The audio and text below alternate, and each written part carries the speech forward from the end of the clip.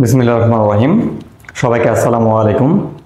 সবাইকে লার্নার সাকসেসের পক্ষ থেকে স্বাগত জানাচ্ছি। আমি মোহাম্মদ আল আমিন। আপনারা কেমন আছেন? আশা করি সবাই ভালো আছেন, সুস্থ আছেন।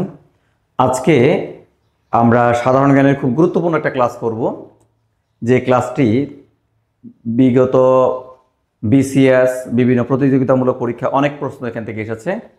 আর সেটি হচ্ছে বাংলাদেশ পরিচিতি এবং বাংলাদেশের ভৌগোলিক অবস্থান সম্পর্কে আমরা আজকের ক্লাসের বিস্তারিত আপনাদেরকে জানাবো। আপনারা প্রথম থেকে শেষ পর্যন্ত অবশ্যই ক্লাসটি দেখবেন। তো আমরা প্রথমে আসি যে বাংলাদেশ পরিচিতি থেকে সাধারণ কিছু তথ্যগুলো আমরা জেনে নিব। বাংলাদেশ পরিচিতি, আমাদের প্রিয় মাতৃভূমি বাংলাদেশ, সেই বাংলাদেশ থেকে অনেক তথ্য আসে। তা কী কী তথ্যগুলো আসে সেগুলো আমরা আজকের ক্লাসের মাধ্যমে পুরোপুরি সাজেশন আকারে আপনাদের কাছে তুলে ধরব।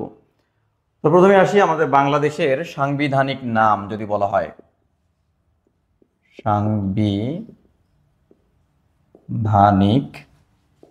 নাম কি? বাংলাদেশের সাংবিধানিক নাম হচ্ছে গণপ্রজাতন্ত্রী বাংলাদেশ।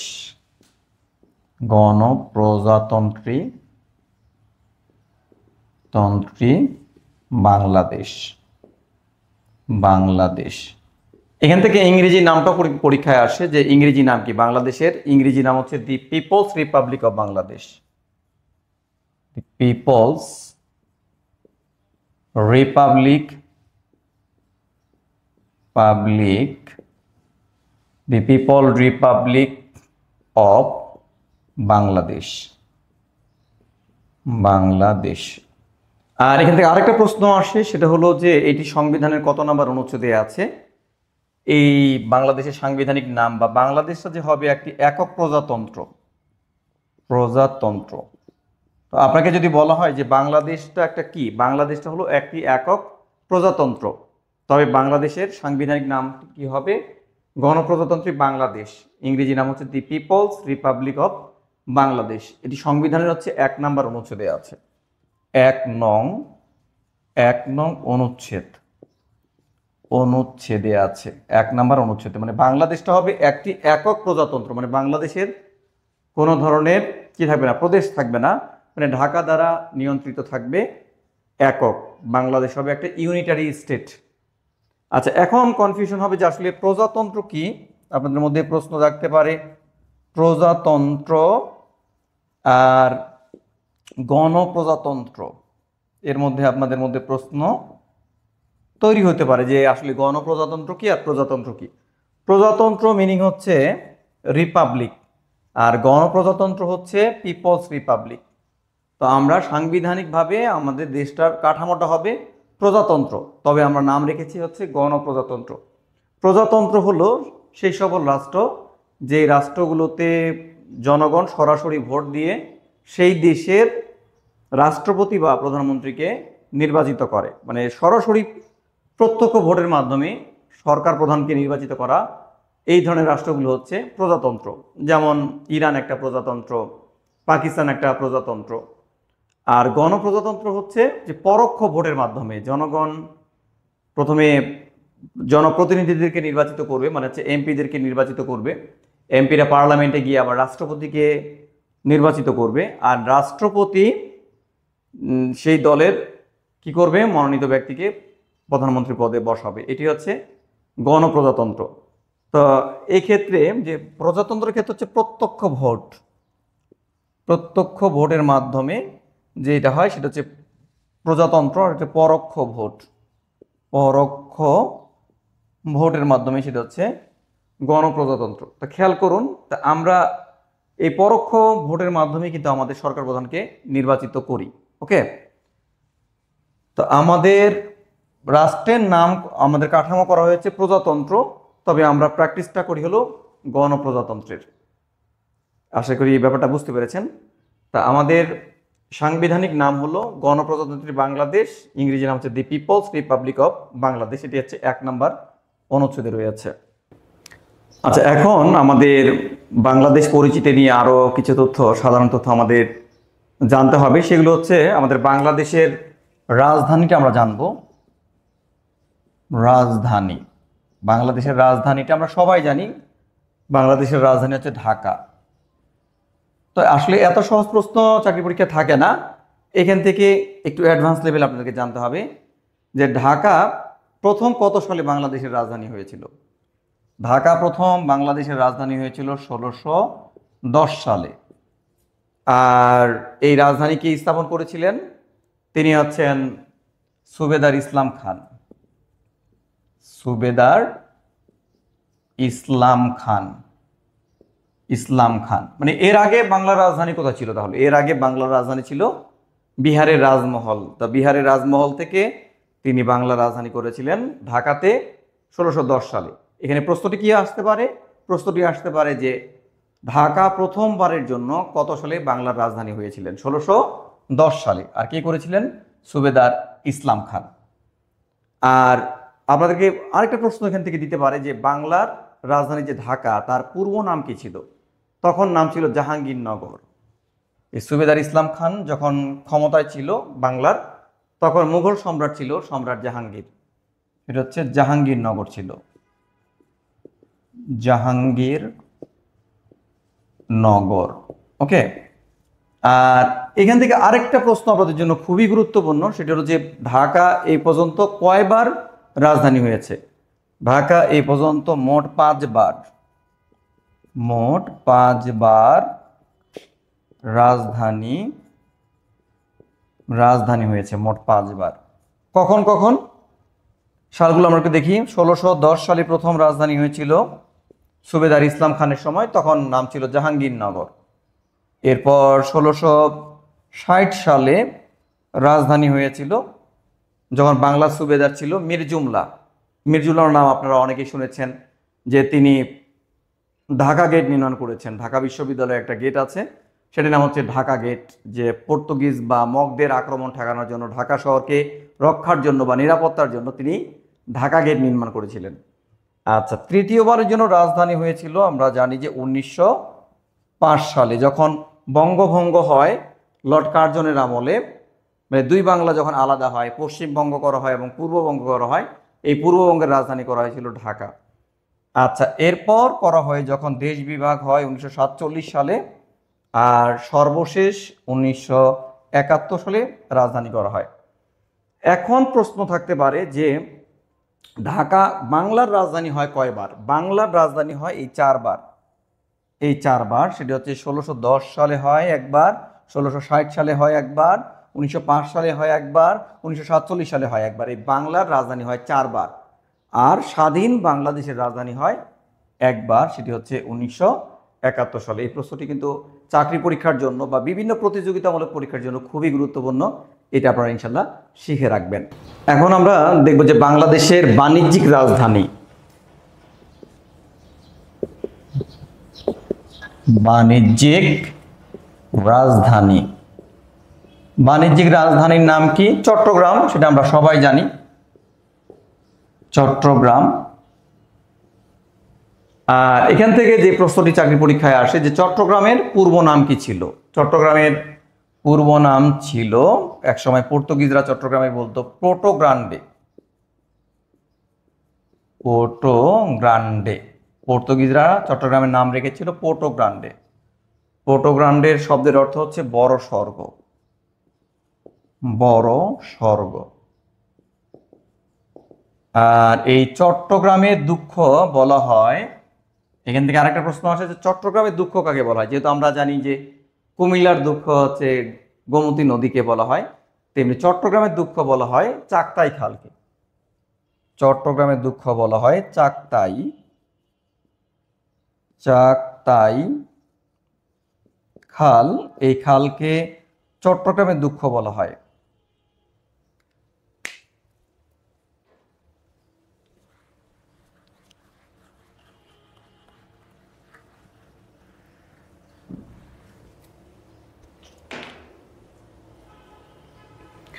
এখন আমাদের আরেকটা প্রশ্ন এখান থেকে আসে যে বাংলাদেশের প্রমাণ সময় কত? মানে লন্ডন থেকে আমাদের যে সময়, এটা কম না বেশি? এটা হচ্ছে বাংলাদেশের স্থানীয় সময়। বাংলাদেশের স্থানীয় সময়। স্থানীয় সময় কত?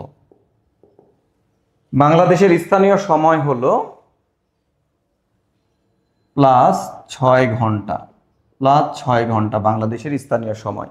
আচ্ছা, এইটা কিভাবে হয় এটা বোঝার জন্য আপনাদেরকে একটু আমি দ্রাঘিমা রেখা সাপেক্ষে এটাকে বোঝাইতে হবে। তো এইটা হচ্ছে আমাদের ম্যাপ, আর এই ম্যাপের যে দাঁড়ানো রেখাগুলো আছে, এই দাঁড়ানো রেখাগুলোকে বলা হয় দ্রাঘিমা রেখা। এই দাঁড়ানো রেখাগুলোকে বলা হয় কি? দ্রাঘিমা রেখা।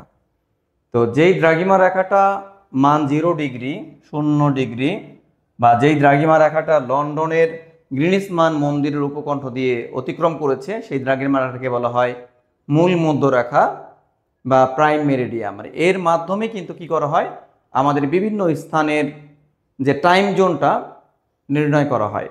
তো এই যে দ্রাঘিমা রেখা, আর এই প্রতি ডিগ্রি দ্রাঘিমার সময়ের পার্থক্য হচ্ছে, 0 থেকে আপনি 1-এ যাবেন, এই প্রতি ডিগ্রি দ্রাঘিমার সময়ের পার্থক্য হচ্ছে 4 মিনিট। প্রতি ডিগ্রি দ্রাঘিমার সময়ের পার্থক্য কত মিনিট? 4 মিনিট। 4 মিনিট। তো ম্যাপে কিন্তু প্রতি ডিগ্রি পরপর দেয়া নাই। আসলে প্রতি ডিগ্রি পরপর দিলে ম্যাপটা অনেক ক্লোজ হয়ে যাবে বা অনেক হিজিবিজি হয়ে যাবে, তাই দেখা যাবে না রাষ্ট্রগুলো বা স্থানগুলো। তাই প্রতি 15 ডিগ্রি পরপর দেয়া আছে ম্যাপে, প্রতি 15 ডিগ্রি, প্রতি 15 ডিগ্রি। তাহলে আমাদের প্রতি ডিগ্রি দ্রাঘিমার পার্থক্য যদি 4 মিনিট হয়, প্রতি ডিগ্রি দ্রাঘিমার পার্থক্য মানে 1 ডিগ্রি পরপরে যদি আপনার সময়ের পার্থক্য যদি 4 মিনিট হয়, তাহলে প্রতি 15 ডিগ্রি দ্রাঘিমার সময়ের পার্থক্য হচ্ছে 60 মিনিট। কয় মিনিট? সেটা হচ্ছে 60 মিনিট। 60 মিনিট বা 1 ঘন্টা। 60 মিনিট বা 1 ঘন্টা। তো আমাদের বাংলাদেশ কিন্তু লন্ডন থেকে, এটা হচ্ছে পশ্চিম দিক আর এদিকে হচ্ছে পূর্ব দিক। তো বাংলাদেশ হচ্ছে লন্ডন থেকে পূর্ব দিকে 90 ডিগ্রি পূর্ব দ্রাঘিমায় অবস্থিত, 90 ডিগ্রি পূর্ব দ্রাঘিমায় অবস্থিত। এই জন্য তাহলে আমাদের প্রমাণ সময় কত? তা আমরা যদি একটু ভাগ করি, আমরা ভাগ করলেই আমরা পেয়ে যাচ্ছি যে 90-কে যদি আমরা 15 দিয়ে ভাগ করি, 6-15-90। এই জন্য হচ্ছে লন্ডন থেকে আমাদের প্রমাণ সময় হচ্ছে 6 ঘন্টা প্লাস। কেন? আমরা এই আমাদের ঠিক বাংলাদেশের মাঝ বরাবর দিয়ে যে দ্রাঘিমা রেখাটা অতিক্রম করেছে তা হচ্ছে 90 ডিগ্রি পূর্ব দ্রাঘিমা রেখা, তাই আমাদের প্রমাণ সময় হচ্ছে 6 ঘন্টা প্লাস। মানে এই নিয়মে আমরা পৃথিবীর যে কোনো অবস্থানের কি করতে পারবো, আমরা দ্রাঘিমা রেখার সাপেক্ষে আমরা প্রমাণ সময়টা কিন্তু নির্ণয় করতে পারবো। ধরেন এখানে দেয়া আছে 30, তাহলে এটা ধরেন একটা অঞ্চলের নাম বা একটা অঞ্চল, বা সৌদি আরবে ধরেন। তো এই 30-কে যদি আপনি 15 দিয়ে ভাগ করেন তাহলে 2, তাই এখানে হচ্ছে লন্ডন থেকে হচ্ছে 2 ঘন্টা প্লাস। পূর্ব দিকে গেলে হচ্ছে সময়ের মান কি হবে? যোগ হবে। আর পশ্চিম দিকে গেলে সময়ের মান বিয়োগ হবে পশ্চিম দিকে। তার কারণ হচ্ছে যে পশ্চিম থেকে পূর্ব দিকে সূর্যটা, পৃথিবীটা ঘুরছে, এই জন্য হচ্ছে পূর্ব দিকে টাইম যুক্ত হচ্ছে আর পশ্চিম দিকে হচ্ছে সময় হারাচ্ছে। এখন আমরা দেখব যে আমাদের ডায়ালিং কোড কত। বাংলাদেশের যে ডায়ালিং কোড, ডায়ালিং কোড হচ্ছে যে আমাদের যে আমরা মোবাইল ফোনে কথা বলি, বিদেশে যে একটা কল যদি আমাদের ঢোকে অন্য মোবাইলে, সেটা হচ্ছে আন্তর্জাতিক ডায়ালিং কোড আমাদের হচ্ছে +880। এটি হচ্ছে আমাদের আন্তর্জাতিক ডায়ালিং কোড। মানে আমরা যদি বিদেশের কোনো মোবাইলে আমাদের ফোন দিয়ে আমরা কল করি, তাহলে সেখানে আগে যে কোডটা উঠবে সেটা হচ্ছে +880। আর আমাদের বাংলাদেশের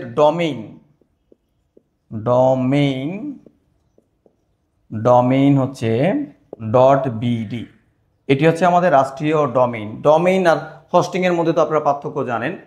হোস্টিং হচ্ছে ওয়েবের একটা জায়গা করে নেয়া, বা যেটা গুগলের মাধ্যমে করা হয় হোস্টিং এটা। আর ডোমেইনটা হচ্ছে নাম, বা আপনার একটা প্রতিষ্ঠান আছে, প্রতিষ্ঠানটা যেখানে অবস্থান করছে সেটা হচ্ছে হোস্টিং, আর প্রতিষ্ঠানের নামটা হচ্ছে ডোমেইন। তেমনি আমাদের ওয়েবসাইটের একটা হোস্টিংও লাগে প্লাস একটা ডোমেইন লাগে। ডোমেইনটা হচ্ছে নাম, আমরা যেই ব্যবহার করি সেটা হচ্ছে .bd। এখন আমরা বাংলাদেশের যে ভৌগোলিক যে অবস্থান বা আয়তন বিষয়ক যে অবস্থান সেটা আমরা দেখব। বিশ্বে বাংলাদেশের অবস্থান কততম? বিশ্বে বাংলাদেশের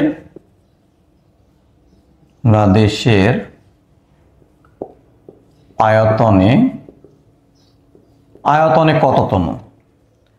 আমাদের এই প্রশ্ন নিয়ে একটু কনফিউশন আছে, বিভিন্ন বই বিভিন্নভাবে দেয়া আছে। তো আমি একটু আপনাদেরকে রেফারেন্স সহ দিচ্ছি। পরীক্ষায় আপনারা একটু বুদ্ধিমত্তা দিয়ে আপনারা উত্তর করার চেষ্টা করবেন যেভাবে আসবে। তো আমাদের অবস্থান, আর এটা হচ্ছে তথ্যসূত্র।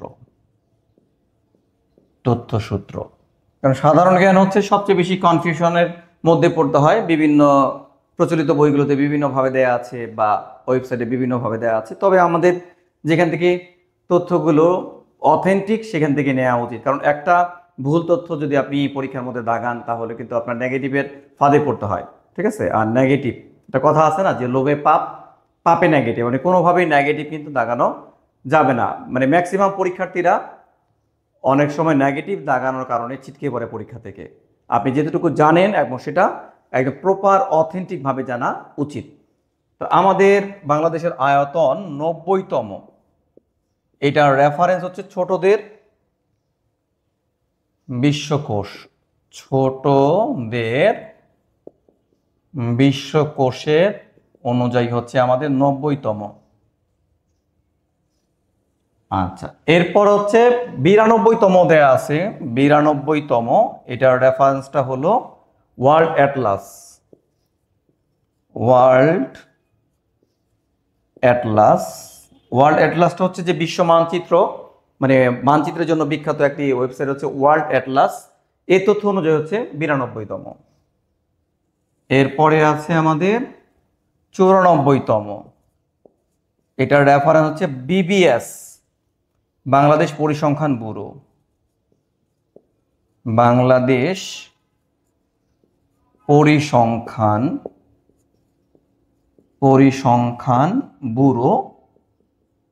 ব্যুরো, যার ইংরেজি নাম হচ্ছে BBS, Bangladesh bureau of statistic. BBS, Bangladesh bureau of statistic. আরেকটা হলো আমাদের দেয়া আছে 95তম। এর রেফারেন্স হচ্ছে সিআইএ, সেন্ট্রাল ইন্টেলিজেন্স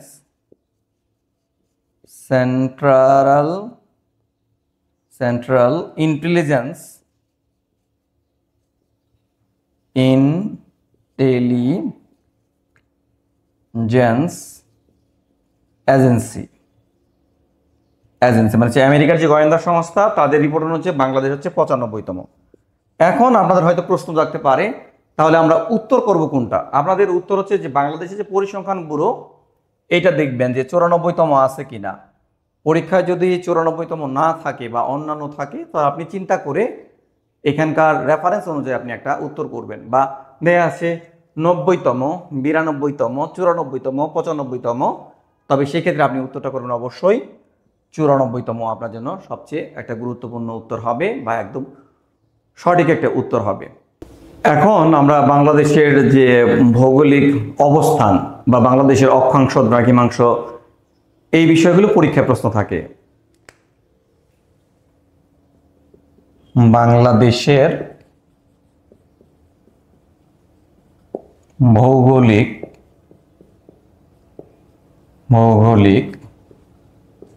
অবস্থান, যে বাংলাদেশের অক্ষাংশ কত এবং বাংলাদেশের দ্রাঘিমাংশ কত। বাংলাদেশের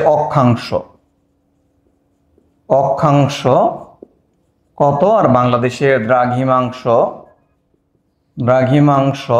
কত, এটা কিন্তু আমরা সচরাচর মুখস্থ করি। আজকের ক্লাসের মাধ্যমে ইনশাআল্লাহ আমি এমনভাবে আপনাদেরকে দেখানোর চেষ্টা করব, এটা পরবর্তী আপনাদেরকে মানে মুখস্থ করা লাগবে না, যে বাংলাদেশের অক্ষাংশ। এই জন্য আপনারা প্রথমে বাংলাদেশের বিশ্বের যে একটা মানচিত্রটা অঙ্কন করবেন। তো এই ক্ষেত্রে আমরা আপনাদেরকে প্রথমে বললাম যে দাঁড়ানো রেখাগুলোকে বলা হয় দ্রাঘিমা রেখা। পৃথিবীর যে লম্বা রেখাগুলো পৃথিবী পৃষ্ঠে আছে, কাল্পনিক রেখাগুলোকে বলা হয় দ্রাঘিমা রেখা।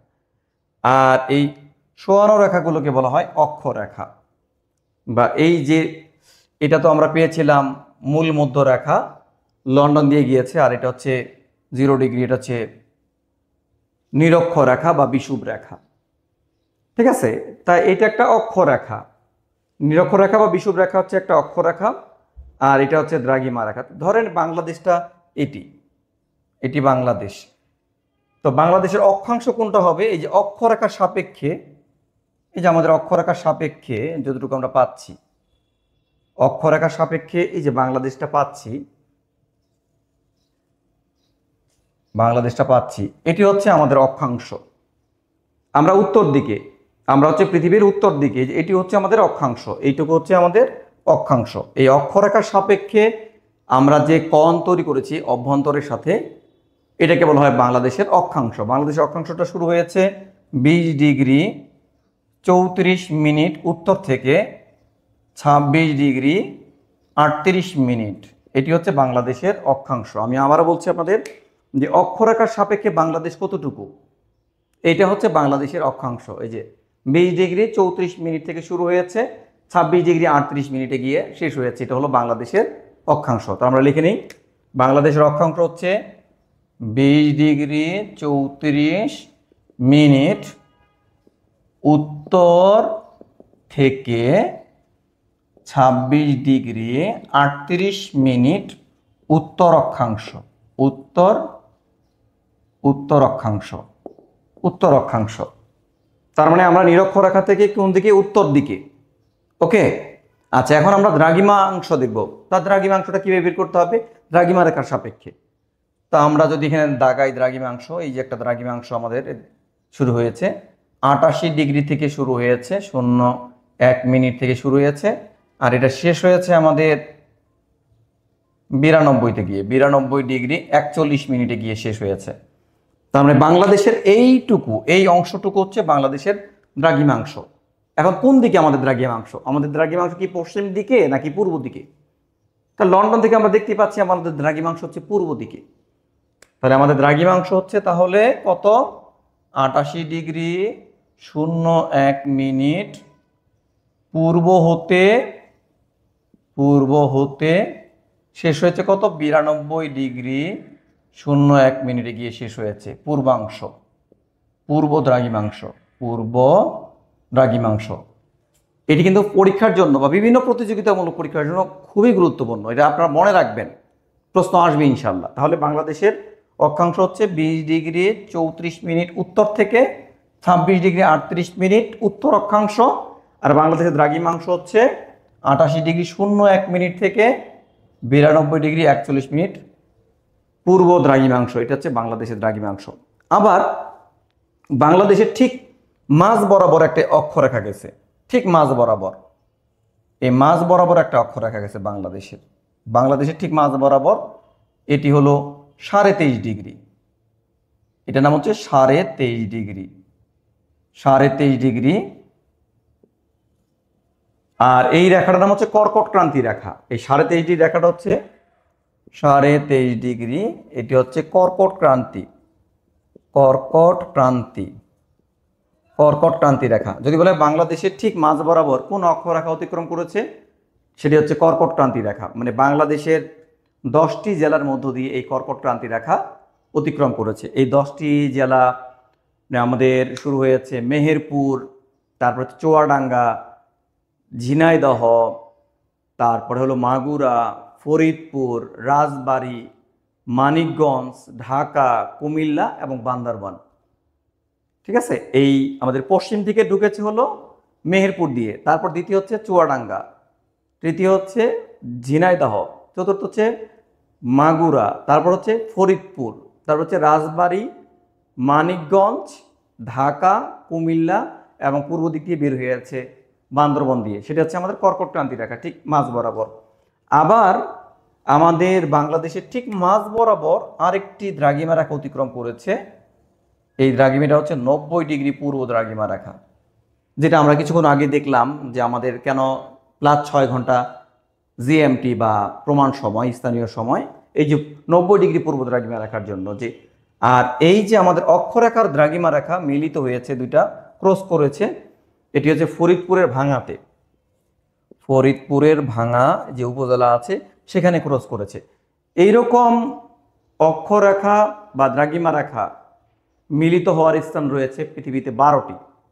এই 12টির মধ্যে 10টি পড়ছে সাগরে, আর 2টি স্থলভাগে আছে। একটি হলো সাহারা মরুভূমিতে, আর আরেকটি বাংলাদেশে এটি ক্রস করেছে। এটা ফরিদপুরের ভাঙাতে। এই জন্য যে সরকার এখানে কি করতে চেয়েছিল, বঙ্গবন্ধু মান মন্দির নামে তারা একটা স্থাপনা করতে চেয়েছিল বা মহাকাশ গবেষণা কেন্দ্র করতে চেয়েছিল এই ফরিদপুরের ভাঙাতে। চাকরি পরীক্ষায় আরেকটি প্রশ্ন আসে যে বাংলাদেশের প্রতিপাদিক স্থানের নাম কি? বাংলাদেশের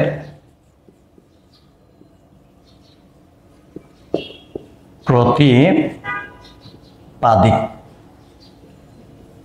স্থান, প্রতিপাদিক স্থান মানে প্রতিপাদিক স্থান হচ্ছে যে বাংলাদেশের ঢাকা থেকে যদি আপনি মাটি খুঁড়ে খুঁড়ে মানে পৃথিবীর ওই প্রান্তে চলে যান তাহলে কোথায় গিয়ে উঠবেন, এটি হচ্ছে প্রতিপাদিক স্থান। প্রতিপাদিক স্থান হচ্ছে চিলির নিকট, চিলির নিকট প্রশান্ত মহাসাগরে, মহাসাগরে বাংলাদেশের প্রতিপাদিক স্থান হচ্ছে চিলির নিকট প্রশান্ত মহাসাগরে। তো এখন আমাদের ঢাকার থেকে আমরা যদি মাটি খুঁড়ে একদম ওই প্রান্তে চলে যাই চিলির নিকট প্রশান্ত মহাসাগরে, তা আমাদের এই সময়ের ব্যবধান কত হবে? আমাদের এই তার মধ্যে সময়ের ব্যবধান হবে, সময়ের ব্যবধান হবে 12 ঘন্টা। ওই স্থান থেকে আমাদের সময়ের ব্যবধান 12 ঘন্টা। আর যদি বলে দ্রাঘিমার পার্থক্য কতটুকু হবে, দ্রাঘিমার পার্থক্য হবে, দ্রাঘিমার পার্থক্য হবে কত? 180 ডিগ্রি দ্রাঘিমার পার্থক্য হবে। এই প্রশ্নটা বিভিন্ন চাকরি পরীক্ষায় আসছে, বিভিন্ন প্রতিযোগিতামূলক পরীক্ষায় আসে যে বাংলাদেশের যে ঢাকার প্রতিপাদিক স্থানের নাম কি? প্রতিপাদিক স্থান চিলির নিকট প্রশান্ত মহাসাগরে। চিলি তো জানেন দক্ষিণ আমেরিকা মহাদেশে অবস্থিত একটি দেশ, একদম সরু, পৃথিবীর সবচেয়ে সরু রাষ্ট্রের নাম হচ্ছে চিলি, যাকে বলা হয় ল্যান্ড অফ স্টিক, চিলি। আর এর পার্থক্য হচ্ছে 12 ঘন্টা আমাদের ঢাকা থেকে, আর দ্রাঘিমার পার্থক্য হচ্ছে 180 ডিগ্রি। এটি আপনারা শিখে রাখবেন, খুবই গুরুত্বপূর্ণ। এখন আমরা বাংলাদেশের আয়তন বিষয়ক কিছু তথ্যগুলো পড়ব। আয়তনের মধ্যে আমরা বাংলাদেশের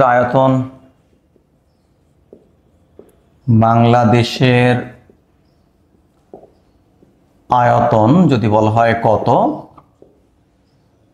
1,47,570 বর্গ কিলোমিটার। এটা তো আমরা সবাই জানি। তো পরীক্ষা কিন্তু এই ধরনের প্রশ্ন আপনাদেরকে দিবে না, দিবে একটু ভিন্ন বা ব্যতিক্রম। এটি প্রতিযোগিতামূলক পরীক্ষায় মাথায় রাখবেন যে সচরাচর যেটা ছাত্রছাত্রীরা চিন্তা করে বা পড়ে সেই তথ্যগুলো থেকে একটু ক্রিয়েটিভ তথ্যগুলো দেওয়ার চেষ্টা করে, যেন আপনাদের পরীক্ষা নেয়ার মাধ্যমে তাদের বাছাই করতে সুবিধা হয়। ঠিক আছে? পরীক্ষা যে কম্পিটিটিভ এক্সামগুলো হলো সেগুলো হচ্ছে বাছাই পরীক্ষা, মানে ছাঁটাইয়ের পরীক্ষা। কিভাবে সবাইকে বাদ দিয়ে মানে একদম পুরো ক্রিমগুলোকে রাখবে, সেই জন্যই কিন্তু পরীক্ষাটা নেয়া। আপনি যে একাডেমিক যেভাবে পড়াশোনাটা করেন সেভাবে কিন্তু চিন্তা করলে চলবে না, আপনাকে একটু ভিন্ন উপায়ে বা ভিন্নভাবে চিন্তা করতে হবে। তো আমরা আছি আপনাদের সাথে লার্নার সাকসেসের পক্ষ থেকে। আমরা আপনাদেরকে এই জিনিসটাই আপনাদের কাছে তুলে দিব যে কিভাবে প্রশ্নগুলো আসে বা বিগত সালে যেভাবে প্রশ্নগুলো এসেছে তার উপর অ্যানালাইসিস করে আপনাদেরকে আমরা সেরাটা দেওয়ার চেষ্টা করব ইনশাল্লাহ। আমাদের সাথে থাকবেন।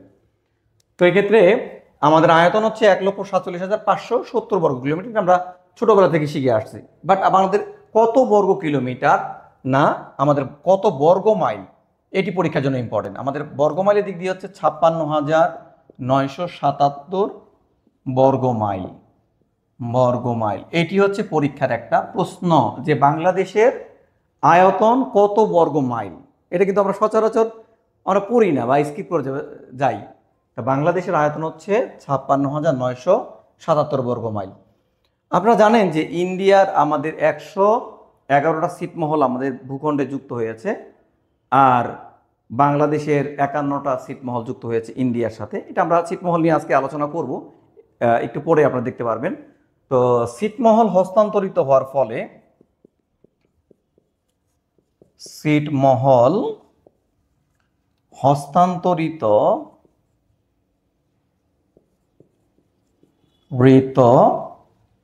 হওয়ার ফলে বাংলাদেশের আয়তন কত হবে? বাংলাদেশের আয়তন হবে 1,47,610 বর্গ কিমি। আমরা ছিটমহল কি, ছিটমহল কিভাবে সৃষ্টি হয়েছিল, কেন সৃষ্টি হয়েছিল সেই ব্যাপারে আমরা কথা বলবো। বাট এখন আমরা দেখি যে ছিটমহল, যেহেতু ইন্ডিয়ার 111টা ছিটমহল বাংলার ভূখণ্ডে যুক্ত হয়, এই জন্য বাংলার আয়তন কিন্তু বাড়বে 1,47,610। যদিও এখন এটা গ্যাজেট হয়নি। গ্যাজেট যদি কথাটা এইভাবে লেখা থাকে যে ছিটমহল হস্তান্তরিত হওয়ার ফলে বাংলাদেশের আয়তন কত হবে, তখন উত্তর করবেন যে 1,47,610 বর্গ কিলোমিটার। বাট যদি নর্মালি বলা হয় যে বাংলাদেশের আয়তন কত, তাহলে এটার উত্তর দিবেন 1,47,570 বর্গ কিলোমিটার বা 56,977 বর্গ মাইল। আচ্ছা, এখান থেকে আরেকটি প্রশ্ন হচ্ছে বাংলাদেশের রাজনৈতিক সমুদ্র সীমা কত? সমুদ্র সীমা হচ্ছে 12 নটিক্যাল মাইল।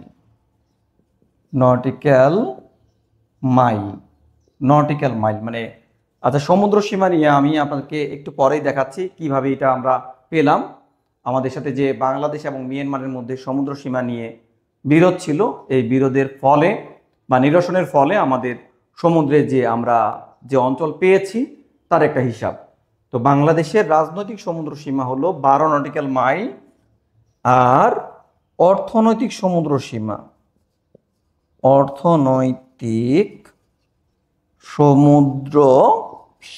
কত?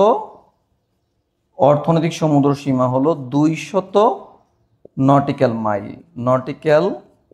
মাইল। আসলে সমুদ্র সীমা কি, অর্থনৈতিক সমুদ্র সীমা কি, রাজনৈতিক সমুদ্র সীমা কি, আমরা কিছুক্ষণ পরেই এটা সম্পর্কে আরো বিস্তারিত জানব। এখন আমরা বাংলাদেশের ভৌগোলিক সীমানা সম্পর্কে জেনে নিব। বাংলাদেশের ভৌগোলিক সীমানা থেকে জেনে নিব, মানে আমাদের বাংলাদেশের কোন পাশে কি আছে সেই ব্যাপারে আমরা একটু জানবো। এই জন্য আমাদের একটু মানচিত্রটা বাংলাদেশের অঙ্কন করার প্রয়োজন হবে।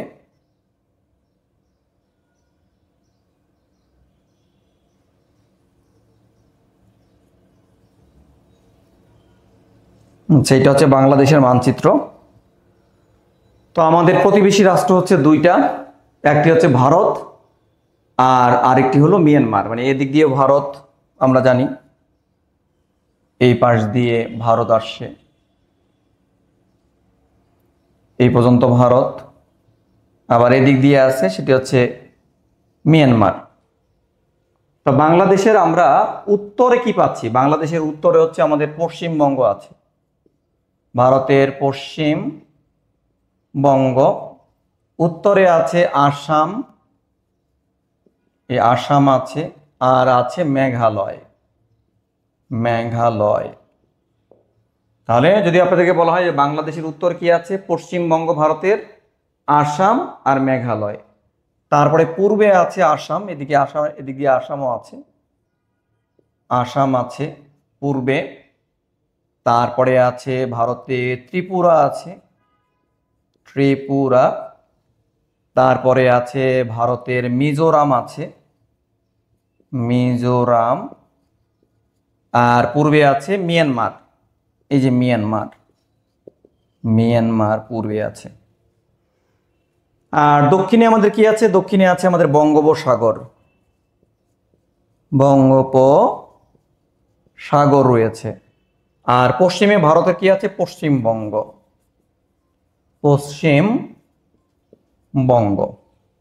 এই হচ্ছে আমাদের বাংলাদেশ। যদি আপনাদেরকে বলা হয় যে বাংলাদেশের ভৌগোলিক সীমানা কি, তাহলে আমরা বলবো ভারতের পশ্চিমবঙ্গ, উত্তর দিকে ভারতের পশ্চিমবঙ্গ, তারপরে আছে ভারতের আসাম, তারপরে আছে মেঘালয়। আর পূর্বে কি আছে? ভারতের আসাম, তারপরে আছে ত্রিপুরা, তারপরে আছে মিজোরাম আছে। আর পূর্বে আছে মিয়ানমার, দক্ষিণে হচ্ছে বঙ্গোপসাগর আছে, আর পশ্চিমে আছে আমাদের পশ্চিমবঙ্গ। তো ভারতের এই যে অঞ্চলটাকে বলা হয় সেভেন সিস্টার্স, ভারতের এই উত্তর পূর্বাঞ্চলের অঞ্চলটাকে বলা হয় সেভেন সিস্টার্স। এই যে এই অঞ্চলটাকে বলা হয় সেভেন সিস্টার্স। আপনাদের প্রশ্ন থাকতে পারে যে সেভেন সিস্টার্স আসলে কি?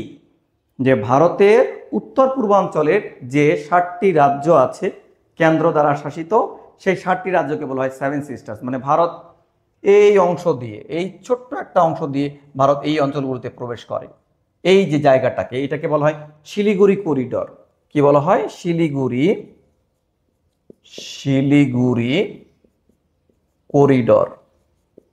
করিডর, বা শিলিগুড়ি চিকেন নেক। মানে পশ্চিম ভারত থেকে এই পূর্ব অঞ্চলে তারা প্রবেশ করে কি এই শিলিগুড়ি করিডর, বা এটাকে বলা হয় শিলিগুড়ি চিকেন নেক। তো এখানে 7টা অঙ্গরাজ্য আছে। এই 7টা অঙ্গরাজ্যের মধ্যে আমাদের সাথে সীমান্ত আছে কয়টা? আমাদের সাথে 7টার মধ্যে সীমান্ত আছে। এই যে আসাম একটার সাথে আছে, মেঘালয় 2টা, ত্রিপুরা 3টা, মিজোরাম 4টা। তো আপনাদের সেভেন সিস্টার্স আমি লিখে দিই। ভারতের সেভেন সিস্টারগুলো হচ্ছে, একটা ছন্দের মাধ্যমে আপনারা মনে রাখতে পারেন। আমেনা, অমিত্রিম, আমেনা অমিত্রিম। তা আতে হলো আসাম, মেতে হলো মেঘালয়, নাতে হলো কি নাগাল্যান্ড। তারপরে অতে হচ্ছে অরুণাচল, মিতে কি? মিতে হলো মিজোরাম। তৃতীয় হলো ত্রিপুরা, আর মতে হলো মণিপুর। এই ভারতের উত্তর পূর্বাঞ্চলের 7টা রাজ্যকে একত্রে বলা হয় সেভেন সিস্টার্স। কি কি? ছন্দটা মনে রাখবেন। আমেনা অমিত্রিম, আতে হলো আসাম, মেতে হলো মেঘালয়, নাতে হচ্ছে নাগাল্যান্ড, অতে হচ্ছে অরুণাচল, মিতে হলো মিজোরাম, তৃতীয় হচ্ছে ত্রিপুরা, মতে হচ্ছে মণিপুর। এখন পরীক্ষায় প্রশ্ন থাকবে যে ভারতের যে সেভেন সিস্টার্স রাজ্যগুলো আছে এর সাথে বাংলাদেশের সীমানা আছে কয়টার সাথে? বাংলাদেশের সীমানা আছে কয়টার সাথে? আসামের সাথে আছে দেখলাম, মেঘালয়ের সাথেও আছে দেখলাম, মিজোরামের সাথেও আছে দেখলাম, ত্রিপুরার সাথেও আছে দেখলাম। বাট সীমান্ত নাই কার সাথে? সীমান্ত নাই নাগাল্যান্ডের সাথে, নাই অরুণাচলের সাথে, নাই তারপর কার সাথে নাই? মণিপুরের সাথে নাই। এই প্রশ্নটি কিন্তু বিভিন্ন চাকরি পরীক্ষায় এসেছিল, আপনাদের জন্য ইম্পর্টেন্ট, আপনারা এখান থেকে শিখে রাখবেন। এখন আমরা বাংলাদেশের যে সীমানার আয়তন এই সম্পর্কে কিছু তথ্য আপনাদেরকে দেব। তা বাংলাদেশের যদি আপনাদেরকে বলা হয় যে মোট সীমানা কত, মোট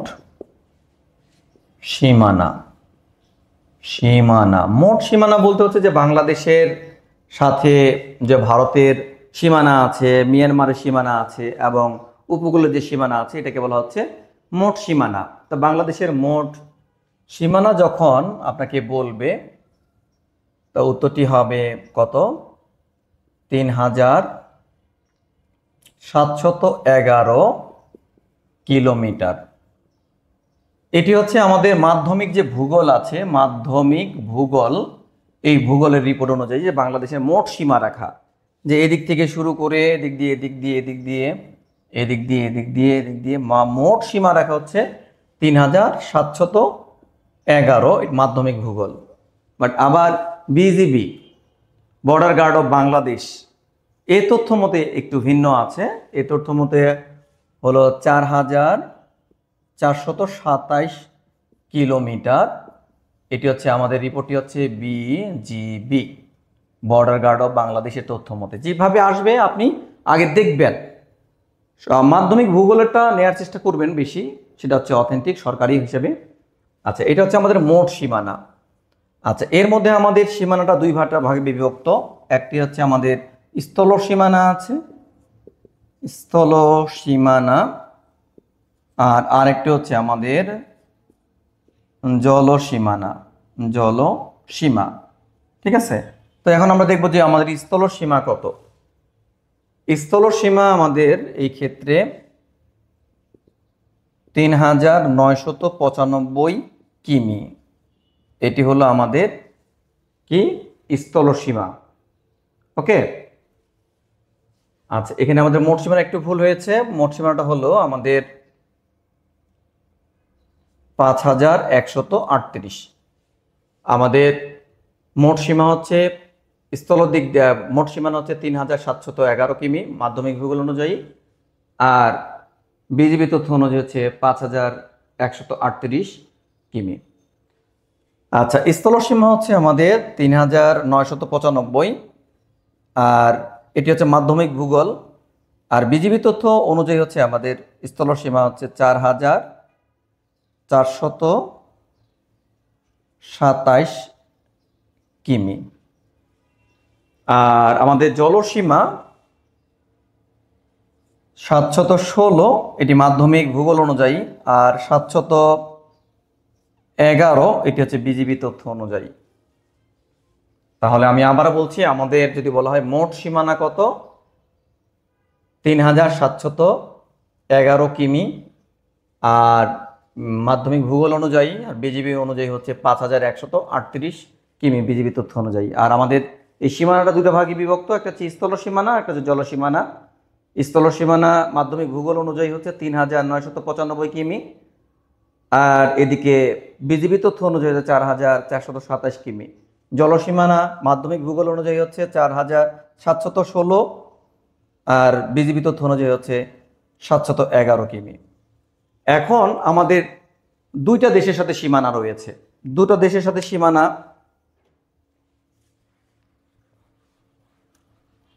আমরা দেখব।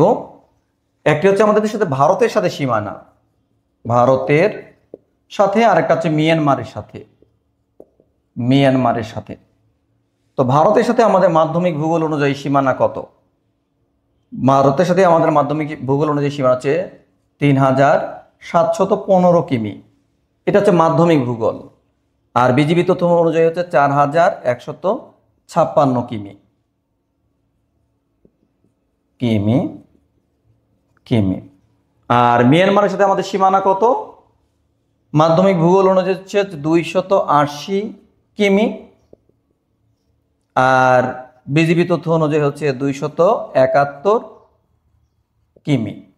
তো এই তথ্যগুলো আপনারা একটু গুরুত্ব সহকারে পড়ে রাখবেন। আমি তাহলে আবার একটু আপনাদের সাথে রিপিট করছি যে আমাদের মোট সীমানা, যে দিক দিয়ে বাংলাদেশ, ভারত, মিয়ানমার প্লাস বঙ্গোপসাগরের উপকূলীয় আমাদের মোট সীমানা যদি আপনাদেরকে বলা হয়, তাহলে মোট সীমানা হচ্ছে ৩৭১১ কিমি, আর এটা মাধ্যমিক ভূগোল অনুযায়ী, বিজিবি তথ্য অনুযায়ী ৫১৩৮ কিমি। তো ভারতের সাথে আমাদের কত? ৩৭১৫ কিমি, আর বিজিবি তথ্য অনুযায়ী হচ্ছে ৪১৫৬ কিমি। তো মিয়ানমারের সাথে হচ্ছে ২৮০ মাধ্যমিক ভূগোল অনুযায়ী, আর বিজিবি তথ্য অনুযায়ী হচ্ছে ২৭১ কিমি। এই তথ্যগুলো আসলে আপনারা ডায়াগ্রামটা অঙ্কন করবেন, তারপরে এখানে বসাবেন, তাহলে কিন্তু মনে থাকবে। আমাদের যে বিষয়গুলো তথ্যের তুলনায় আমাদের ইমেজ সবচেয়ে বেশি মনে থাকে, প্রায় ইমেজ 80% মনে থাকে। আপনারা তথ্যটাকে ইমেজের মাধ্যমে কনভার্ট করে যদি পড়তে পারেন, তাহলে সবচেয়ে বেশি উপকৃত হবেন। এখন আমাদের পড়তে হবে বাংলাদেশের প্রান্তীয় বিন্দু। এখান থেকে কিছু প্রশ্ন বিভিন্ন প্রতিযোগিতামূলক পরীক্ষায় আসে। প্রান্তীয় বিন্দু বলতে হচ্ছে যে বাংলাদেশের উত্তরে জায়গার নাম কি, দক্ষিণের জায়গার নাম কি, পূর্বের জায়গার নাম কি, এবং পশ্চিমের জায়গার নাম কি। তা আমরা যদি বলি উত্তরের, উত্তর দিকে প্রথমে আমরা আসি। সর্ব উত্তরের আমাদের স্থানের নাম হলো বাংলা বান্দা। বাংলা বান্দা, আপনারা এখানে জানেন যে 0 পয়েন্ট অবস্থিত বাংলা বান্দাতে। এখানে একটা নদী আছে, মহানন্দা নদী, আর এই নদীর তীরে থেকেই হিমালয়ের যে তৃতীয় পর্বতশৃঙ্গ কাঞ্চনজঙ্ঘা দেখা যায়। তো বাংলা বান্দার এটি যে উপজেলায় পড়েছে সেটির নাম হচ্ছে তেঁতুলিয়া। তেঁতুলিয়া উপজেলায় পড়েছে। আর যে জেলায় পড়েছে সেটি হচ্ছে পঞ্চগড়। পঞ্চগড়, এই পঞ্চগড়কে কিন্তু হিমালয়ের কন্যা বলা হয়। আমরা জানি যে পঞ্চগড়কে বলা হয় হিমালয়ের কন্যা। আচ্ছা, তাহলে সর্ব উত্তরের যদি বলা হয় স্থানের নাম কি, সেটা হচ্ছে বাংলা বান্দা। যদি বলা হয় উপজেলার নাম কি, তেতুলিয়া। যদি বলা হয় জেলার নাম কি, পঞ্চগড়। আচ্ছা, আমরা এখন দেখব সর্বদক্ষিণের স্থানের নাম হলো সেন্ট মার্টিন। সেন্ট মার্টিন, এটি হচ্ছে সর্বদক্ষিণের স্থানের নাম বা ইউনিয়নের নাম। আচ্ছা, যদি বলা হয় এটি কোন উপজেলায় পড়েছে, টেকনাফ। টেকনাফ উপজেলায় পড়েছে। আর জেলা কোথায়, কক্সবাজার। কক্সবাজার। আর আমাদের সর্বপূর্বের স্থানের নাম আমরা যদি বলি আখাইন ঠং। আখাইন ঠং। আর এটি উপজেলা হচ্ছে থানচি, জেলা হচ্ছে বান্দরবন। বান্দরবন। আচ্ছা, সর্বপশ্চিমের যদি বলা হয় স্থানের নাম কি, সেটি জায়গার নাম হচ্ছে মনকষা। জেলা উপজেলা হচ্ছে শিবগঞ্জ। আর জেলা হচ্ছে চাঁপাই নবাবগঞ্জ। চাঁপাই নবাবগঞ্জ। খেয়াল করি আমরা আরেকবার একটু রিভিশন দিয়ে নেই। যদি বলা হয় সর্ব উত্তরে জনপদের নাম কি, সেটি হচ্ছে বাংলা বান্দা। যদি বলে সর্ব উত্তরের উপজেলার নাম কি, তেতুলিয়া। যদি বলা হয় সর্ব উত্তরের জেলার নাম কি, পঞ্চগড়। এরপর যদি বলা হয় সর্বদক্ষিণের ইউনিয়নের নাম কি, সেন্ট মার্টিন। যদি বলা হয় উপজেলার নাম কি, টেকনাফ। যদি বলা হয় জেলার নাম কি, কক্সবাজার। সর্বপূর্বের স্থানের নাম হলো আখাইন ঠং।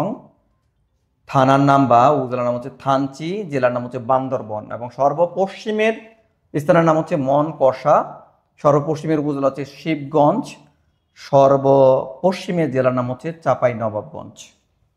এই হচ্ছে আমাদের বিভিন্ন দিক নিয়ে আলোচনা। এখন আমরা বাংলাদেশের সীমান্তবর্তী অঞ্চল নিয়ে আলোচনা করব।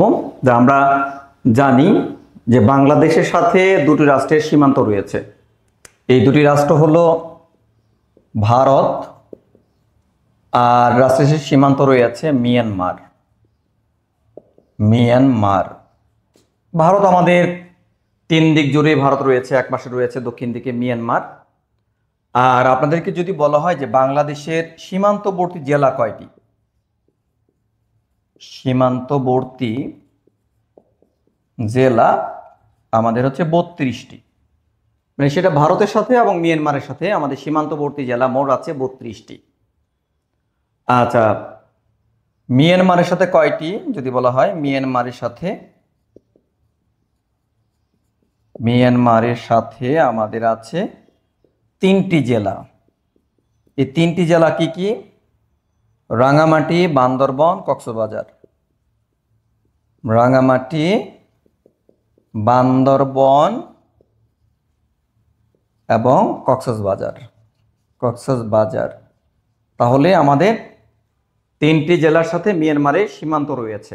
তাহলে আমাদের সীমান্তবর্তী জেলা হচ্ছে 32টি, আর মিয়ানমারের সাথে 3টি জেলা। তাহলে ভারতের সাথে আমাদের কয়টি, ভারতের সাথে সীমান্তবর্তী জেলা হলো আমাদের 30টি। আর মিয়ানমারের সাথে হচ্ছে আমাদের 3টি। তো এখন অনেকে হয়তো বলবেন তাহলে তো স্যার 33টা হয়ে যায়। না, 33টা না, আমাদের সীমান্তবর্তী জেলা হলো আমাদের 32টি। কারণ উভয়ের সাথে একটা আছে, সেটা হলো রাঙ্গামাটির সাথে রাঙ্গামাটি।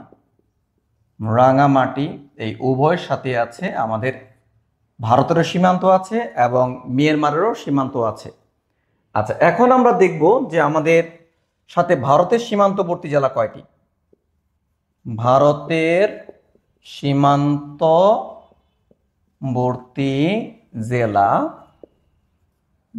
সীমান্তবর্তী জেলা আছে আমাদের 15টি।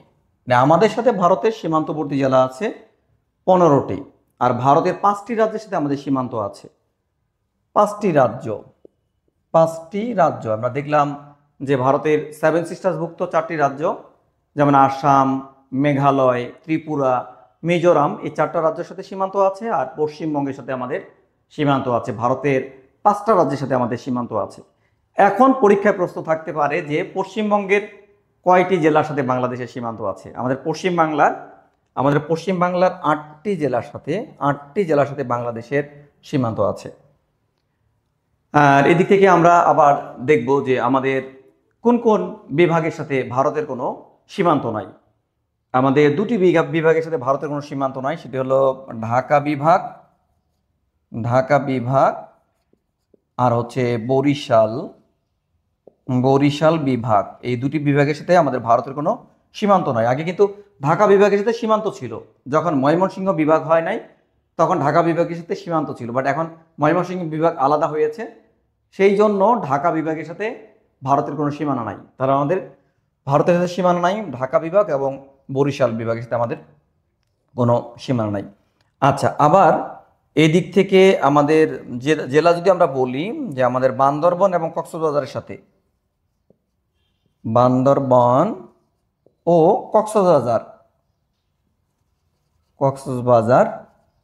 কক্সবাজার এই দুটো জেলার সাথে ভারতের কোনো সীমানা নাই। আর আমাদের মিয়ানমারের সাথে যে সীমানা পড়ছে, মূলত চট্টগ্রাম বিভাগটার মিয়ানমারের সাথে আমাদের সীমান্ত পড়েছে। তা এই তথ্যগুলো চাকরি পরীক্ষার জন্য খুবই গুরুত্বপূর্ণ, এগুলো আপনারা খুব গুরুত্ব সহকারে দেখবেন, এখান থেকে ইনশাআল্লাহ প্রশ্ন আপনাদের কমন থাকবে। এখন চাকরি পরীক্ষার জন্য আমরা ছিটমহল সম্পর্কে আলোচনা করব। আসলে ছিটমহলটা কি? ছিটমহল এর ইংরেজি নাম হচ্ছে এনক্লভ। ছিটমহল এর ইংরেজি নাম হচ্ছে এনক্লভ। ছিটমহল হচ্ছে যে একটি দেশের ভূখণ্ড যখন অন্য দেশে ছড়িয়ে ছিটিয়ে থাকা, এটি হচ্ছে ছিটমহল। ধরেন এই যে ভারতের কিছু ভূখণ্ড বাংলাদেশে এইভাবে বিক্ষিপ্তভাবে আছে, আবার বাংলার কিছু অংশ ভারতের ভিতরে এইভাবে আছে, এইগুলোকে বলা হয় ছিটমহল। তো এই ছিটমহল সমস্যাটা তৈরি হলো কেন সেটা আমরা আগে জানি। ধরেন এটা আগে ছিল অভিন্ন একটা ভারতবর্ষ, বাংলা, তারপর হচ্ছে ভারত, পশ্চিম বাংলা সব আগে একসাথে ছিল, মানে যখন ব্রিটিশরা ছিল। এই পশ্চিম বাংলা জনগণ এই পূর্ব বাংলাতে কিছু সম্পত্তি করেছিল, জায়গা জমি ক্রয় করেছিল। আবার পূর্ব বাংলার রাজারা পশ্চিমবঙ্গে গিয়ে কিছু জায়গা জমি করেছিল। ঠিক আছে, এটা তো করতেই পারে। ধরেন আপনি এখন ঢাকার একজন মানুষ, আপনি আপনার পার্শ্ববর্তী জেলায় আপনি জায়গা জমি করতেই পারেন, বা আপনার পার্শ্ববর্তী জেলার লোকজন এসে ঢাকাতেও তারা কিছু অ্যাসেট করতেই পারে। তো ব্রিটিশ সরকার কি করলো, তারা এই বিষয়গুলো সমাধান না করে 1947 সালে দেশ বিভাগ করে ফেললো। ঠিক আছে, তা এখন এই জিনিসগুলো অমীমাংসিত যে ভূখণ্ডগুলো আছে এইগুলোই হয়ে গেল ছিটমহল। ছিটমহলের বাসিন্দারা এমনভাবে জীবনযাপন করতে থাকলো, তারা এই দেশের নাগরিকও না, তারা বাংলাদেশের নাগরিকও না, তারা ইন্ডিয়ার নাগরিকও না, মানে যেখানে আছে সেখানে তাদেরকে থাকতে হবে। যে কোনো রকমের অসুখ বিসুখ হয়েছে যে এখান থেকে বাংলাদেশে গিয়ে ট্রিটমেন্ট করবে বা ভারতে গিয়ে ট্রিটমেন্ট করবে, সেই সুযোগ ছিল না। তা এই জন্য আমাদের স্বাধীনতার পর প্রথম যে চুক্তিটা হয়েছিল সেটা হলো মুজিব ইন্দিরা সীমান্ত চুক্তি। আচ্ছা, আমাদের ছিটমহল ছিল আগে কয়টা আমরা একটু দেখে নিই। ভারতের ভিতরে আমাদের ছিটমহল ছিল যে বাংলার 51টি, এটা হচ্ছে বিডি মানে বাংলাদেশের। আর বাংলাদেশের ভিতরে ভারতের ছিল 111টি, এটা হচ্ছে ইন্ডিয়া ছিটমহল ছিল। তাহলে আমাদের টোটাল ছিটমহল ছিল হচ্ছে 162টি ছিটমহল ছিল। এই ছিটমহল সমস্যা নিরসনের জন্য যে চুক্তিটা হলো, সেই চুক্তিটা হচ্ছে 1974 সালে হয়। এই চুক্তিটা হচ্ছে মুজিব ইন্দিরা সীমান্ত চুক্তি। মুজিব ইন্দিরা সীমান্ত চুক্তি, মুজিব ইন্দিরা সীমান্ত চুক্তি। কারণ এই ছিটমহল সমস্যার জন্য নিরসনের জন্য যে চুক্তিটা করা হয় মুজিব ইন্দিরা সীমান্ত চুক্তি 1974 সালে করা হয়। তো এখন একটা কথা হলো যে যে চুক্তি আপনি কোনো বহির্বিশ্বের সাথে যদি করেন, সেটা কিন্তু আপনাকে পার্লামেন্টে ভোটাভুটি করে পাশ করাইতে হবে। ঠিক আছে, তো এই মুজিব ইন্দিরা সীমান্ত চুক্তিটা আমাদের সংবিধানের 3য় সংশোধনী এনে এটা পাশ করানো হলো। 3য় সংশোধনীর মাধ্যমে, 3য় সংশোধনী এর মাধ্যমে আমাদের মুজিব ইন্দিরা সীমান্ত চুক্তিটা আমাদের পার্লামেন্টে পাশ হলো। তো এই জন্য আমরা কি করলাম, ভারতকে আমাদের একটা অঞ্চল ছেড়ে দিলাম, সেটা হলো পঞ্চগড়ের বেরুবাড়ি। যে পঞ্চগড়ের অংশ একটা, এটার নাম হচ্ছে বেরুবাড়ি, এটা আমরা ভারতকে ছেড়ে দিলাম। কিন্তু ভারত তাদের পার্লামেন্টে আমাদের এই মুজিব ইন্দিরা সীমান্ত চুক্তিটা অনুমোদন করলো না বা পাশ করে না, বিশেষ করে পশ্চিমবঙ্গের বিরোধিতার জন্য। যে পশ্চিমবঙ্গ মনে করলো যে আমরা যদি ছিটমহল হস্তান্তর করি তাহলে তো আমাদের অনেক ভূমি বাংলাদেশের কাছে হারাতে হবে, এই জন্য তারা ছিটমহল এই চুক্তিটা করে নাই। তো এই জন্য কিন্তু দীর্ঘ 40 বছরের অধিক সময় এই বাংলাদেশ এবং ভারতের মধ্যে ছিটমহল সমস্যাটা ছিল। তো সর্বোপরি কি হলো, সর্বোপরি 2015 সালে নরেন্দ্র মোদীর সাথে আবার নতুন করে এই চুক্তিটা বাস্তবায়ন হলো। আমরা ভারতকে অনেক কিছু ফ্যাসিলিটি দিলাম, যে বাংলাদেশ দিয়ে ট্রানজিট দিব, আমাদের পোর্টগুলো ব্যবহার করার সুযোগ করে দিব। এর বাস্তবতায় আমাদের এই চুক্তিটা হলো, সেটি হয়েছিল 2015 সালে নতুন করে হয় সীমান্ত চুক্তিটা ভারতের সাথে। আর ভারতের আইনসভা, যে পার্লামেন্ট, লোকসভা এবং রাজ্যসভা দুটাই এটা অনুমোদন করে। সেই পরিপ্রেক্ষিতে আমাদের এই ভারতের মধ্যে ছিটমহল হস্তান্তরিত হলো। হস্তান্তরিত হয় 31 জুলাই, এই তারিখটা মনে রাখবেন, 31 জুলাই 2015 সালে বাংলাদেশ এবং ভারতের মধ্যে ছিটমহল হস্তান্তরিত হয়। এখন মোটার আগে বলা যায় যে ছিটমহল তো আর এখন তো তুলে আর একটা দেশ আনতে পারবে না, বা আমরা তো ভারতের কাছ থেকে কোনো ভূমি কি তুলে আনতে পারবো, বা বাংলাদেশের কাছ থেকে ভূমি তুলে কি ভারত নিতে পারবে না। তা বিনিময়টা হলো কিভাবে, যে বাংলাদেশের বুকে যে 111টা ভারতের ছিটমহল ছিল, কয়টা, 111টা, এটা বাংলাদেশের সাথে যুক্ত হয়ে গেল। আর আমাদের যে 51টা ছিটমহল ছিল এটা ভারতের সাথে যুক্ত হয়ে গেল। এইভাবে ছিটমহল হস্তান্তরিত হলো। এই তারিখটা কত, 31 জুলাই 2015-তে। আর এটি কার্যকর হয়েছিল 1 আগস্ট 2015 সালে।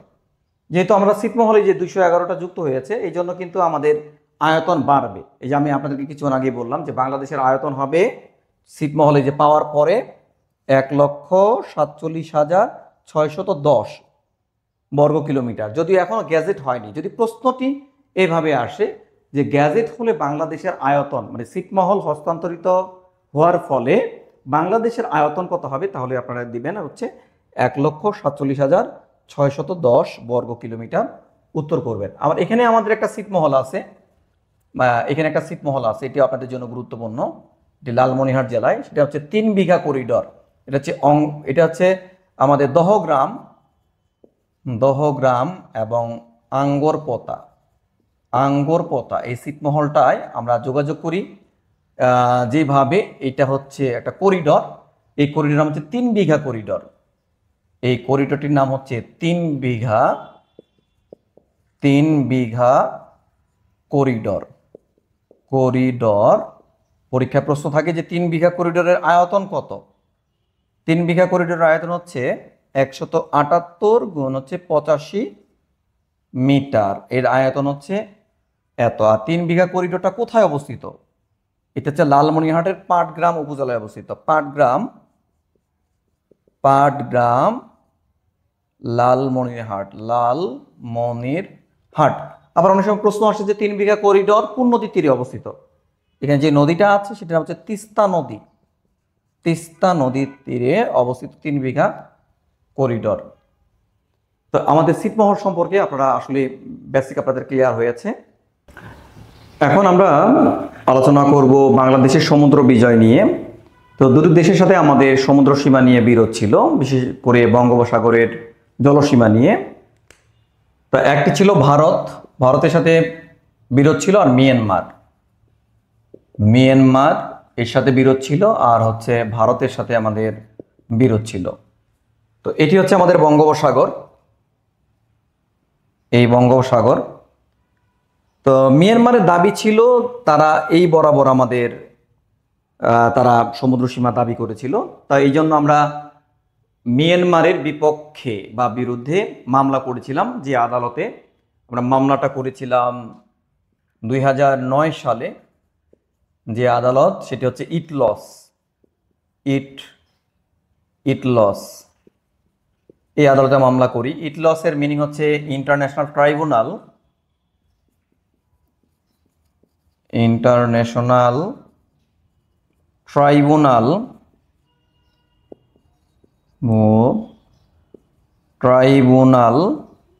ফর দ্য ল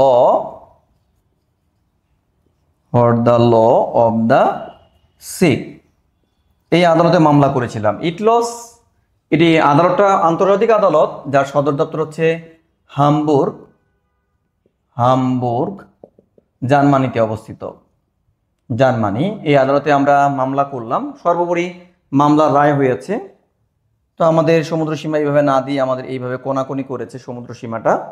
আমরা ন্যায্যতার ভিত্তিতে, যদি বলা হয় মিয়ানমারের সাথে আমাদের রায় হয়েছে কিসের ভিত্তিতে? ন্যায্যতার ভিত্তিতে। আর রায় হয়েছে, রায়টার তারিখটা আপনারা পড়বেন, সেটা হচ্ছে 14 মার্চ 2012 সালে এই মামলার রায় হয়। এই মামলার কারণে কিন্তু আমরা সমুদ্রে আমাদের অর্থনৈতিক সমুদ্র সীমা 200 নটিক্যাল মাইল এবং রাজনৈতিক সমুদ্র সীমা আমরা পেয়েছি কত? 12 নটিক্যাল মাইল। আর মিয়ানমারের কাছে আমরা 18টা ব্লক পাই। এই মামলার মধ্যে 18টি ব্লক আমরা পেয়েছি। আর ভারতের সাথে আমাদের মামলা হয়েছে, ভারতের সাথে সমুদ্র সীমা নিয়ে ভারত দাবি করেছিল যে এই কোনাকুনি তারা পাবে, বাট রায় হয়েছে যে না, এই উপকূল থেকে এইভাবে তারা পাবে। ভারতের সাথে আমরা যে আদালতে মামলা করেছিলাম সেটি হচ্ছে পিসিএ, এর পুরো রূপ হচ্ছে পার্মানেন্ট কোর্ট অফ আরবিট্রেশন। এই আদালতে আমরা মামলা করেছিলাম। বাংলায় হচ্ছে স্থায়ী সালিসি আদালত। স্থায়ী সালিসি আদালত। আর এই আদালতের সদর দপ্তর হচ্ছে হেগ, নেদারল্যান্ড। এই আদালতে গিয়ে আমরা মামলা করেছিলাম। যদি বলে কবে মামলা করেছিলাম, মামলা করা হয়েছিল 2011 সালে। আর এই মামলার রায় হয় 7 জুলাই 2014 সালে।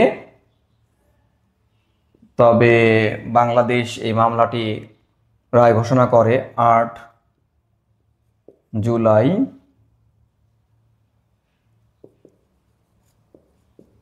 2014 সালে এই মামলার রায় হয়। তো আমাদের এই ভারতের সাথে আমাদের অর্জনটা হলো, আমরা ভারত থেকে 10টি আমরা ব্লক পেয়েছিলাম। তো আমাদের সমুদ্র বক্ষে মোট ব্লক হচ্ছে 28টি ব্লক রয়েছে। আর এখানে যে একটি দ্বীপ ছিল বাংলাদেশ এবং ভারতের মধ্যে বিরোধপূর্ণ দ্বীপ, যার নাম হচ্ছে দক্ষিণ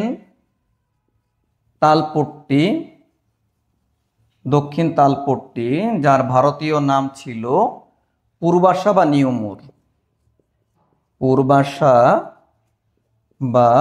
নিউমুর। এই দ্বীপটি আসলে অনেকেই মনে করেন যে এই দ্বীপটির অংশটি ভারত পেয়েছে, বা অনেকের ধারণা যে এই দ্বীপের নিচে যে পরিমাণে খনিজ সম্পদ বা গ্যাসের মজুদ রয়েছে, যা দিয়ে আগামী 30 বছর বাংলাদেশ চলতে পারতো, এরকম একটা কথা বিভিন্ন সময়ে বিভিন্নভাবে প্রকাশিত হয়েছে। তো এই ছিল আমাদের বাংলাদেশের মধ্যে যে ভারত এবং মিয়ানমারের সাথে সমুদ্র সীমা নিয়ে বিরোধ ছিল, তা আমরা এই আদালতগুলোর মাধ্যমে এই মামলার রায় হয়েছে। এখন আমরা বাংলাদেশের যে সমুদ্র সীমা এটা নিয়ে আলোচনা করব। তো সমুদ্র সীমা আলোচনা করার জন্য আমি একটি আপনাদের চিত্র এঁকেছি। এটা ধরেন আমাদের উপকূল। এই উপকূল থেকে আমাদের 12 নটিক্যাল মাইল পর্যন্ত, এই যে 12 নটিক্যাল মাইল দেয়া আছে, 12 নটিক্যাল মাইল পর্যন্ত এটি হচ্ছে আমাদের রাজনৈতিক সমুদ্র সীমা, যেটাকে বলা হয় টেরিটোরিয়াল জোন। ইংরেজিতে বলা হয় টেরিটোরিয়াল জোন, ইংরেজি তো আসতে পারে, টেরিটোরিয়াল জোন। রাজনৈতিক সমুদ্র সীমাটা আসলে কি? যে 12 নটিক্যাল মাইল পর্যন্ত আপনার একটা রাষ্ট্রের সার্বভৌমত্ব থাকবে, মানে এই 12 নটিক্যাল মাইলের মধ্যে আপনার আর্মিরা অবস্থান করতে পারবে, আপনার কোনো স্থাপনা থাকবে, বা আমাদের যে আকাশ সীমার মধ্যে যে দেশজ বিমান আছে বা ডোমেস্টিক এয়ারলাইন্স আছে, এই 12 নটিক্যালের মধ্যেই তারা থাকতে পারবে, এর উপরে যেতে পারবে না। এটি হচ্ছে আমাদের 12 নটিক্যাল মাইল। মোট কথা হচ্ছে যে সার্বভৌমত্ব থাকবে একটা রাষ্ট্রের। এরপর হচ্ছে 200 নটিক্যাল মাইল পর্যন্ত আমাদের অর্থনৈতিক সমুদ্র সীমা, এই 200 নটিক্যাল মাইল পর্যন্ত। এদিক দিয়ে আমরা উপকূল থেকে যদি আসি তাহলে 200 নটিক্যাল মাইল এই পর্যন্ত হচ্ছে আমাদের অর্থনৈতিক সমুদ্র সীমা। এটাকে বলা হয় এক্সক্লুসিভ ইকোনমিক জোন। এক্সক্লুসিভ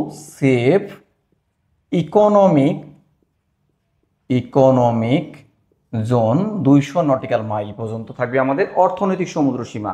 মানে হচ্ছে যে এই যে সাগরে যে মহীসোপানটা আছে, আমরা জানি যে সাগরের নিচে 5টা স্তর আছে, যে সাগরের এই উপকূল থেকে আস্তে আস্তে যে ঢালু অংশটা, এটাকে বলা হয় মহীসোপান। এরপরে যে নিচে নেমে গেছে যে খাতটা, সেটাকে বলা হয় মহীঢাল। এরপরে সমুদ্রের নিচে যে অসমতল যে স্থান রয়েছে, এটাকে বলা হয় সমুদ্রের তলদেশে শৈলশিরা। এরপরে সমুদ্রের যে নিচে সমভূমি রয়েছে, এটাকে বলা হয় সমুদ্রের তলদেশের সমভূমি। এরপরে রয়েছে গভীরতম খাদ।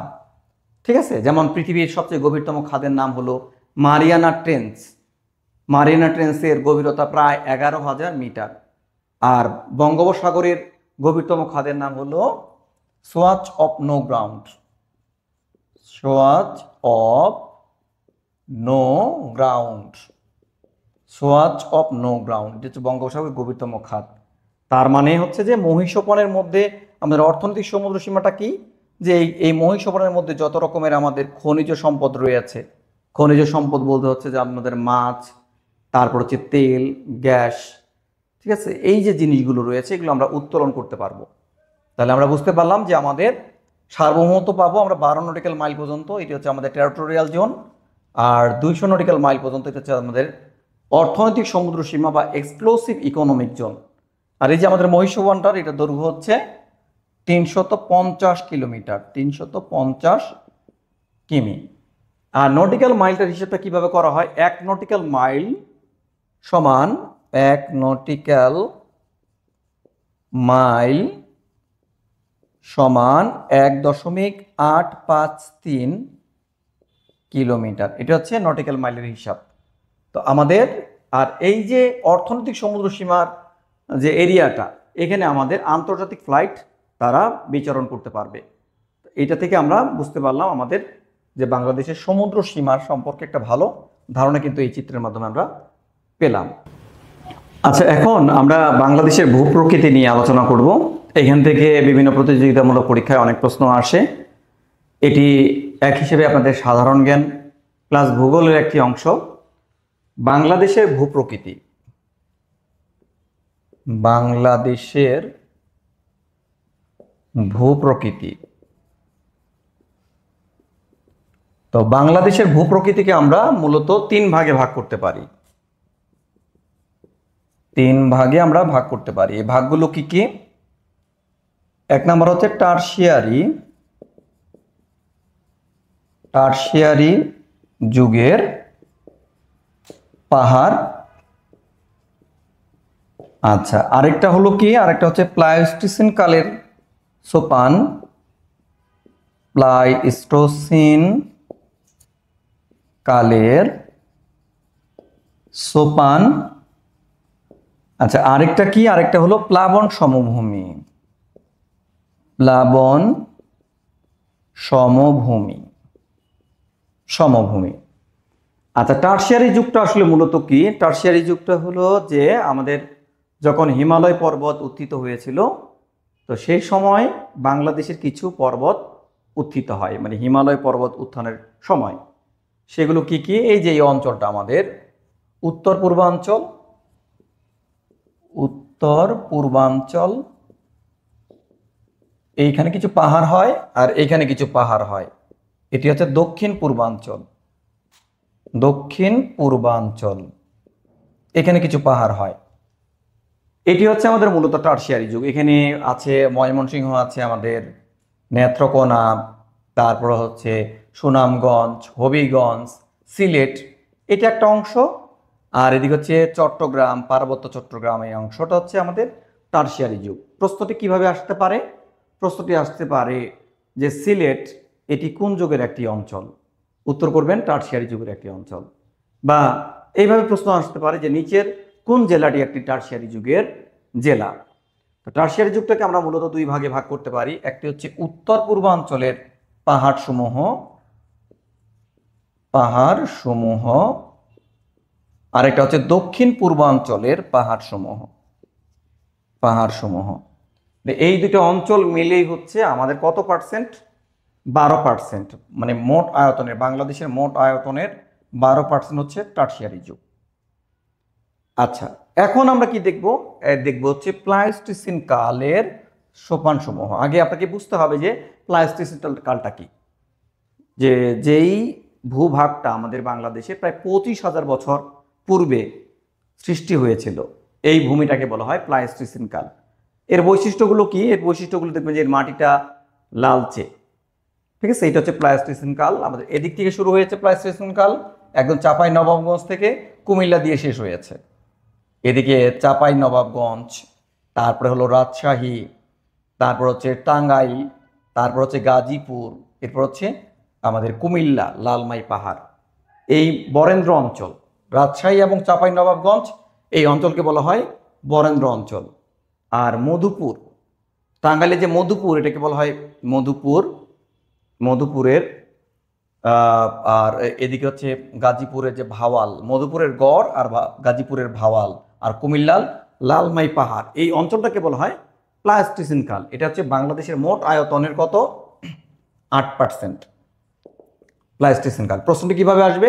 যে কুমিল্লা লালমাই পাহাড় এটি কোন যুগের একটি অঞ্চলের নাম?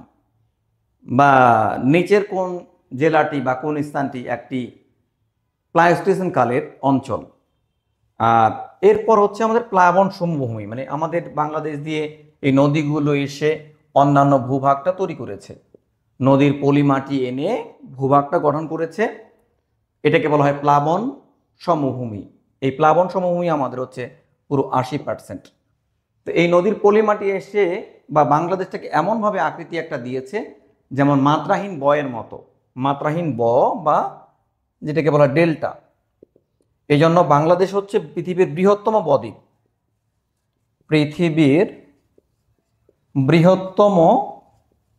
বদ্বীপ, বদ্বীপ মানে কি? যে নদীগুলোর মাধ্যমে পলিমাটি এসে বাংলাদেশটার আকৃতিটা মাত্রাহীন বয়ের মতো করেছে বা গ্রিক ডেল্টার মতো হয়েছে। এই জন্য বাংলাদেশের পৃথিবীর মধ্যে বৃহত্তম বদ্বীপ হচ্ছে বাংলাদেশ। আর যদি বলা হয় বাংলাদেশের বৃহত্তম বদ্বীপের নাম কি? বাংলাদেশের বৃহত্তম বদ্বীপের নাম হচ্ছে সুন্দরবন।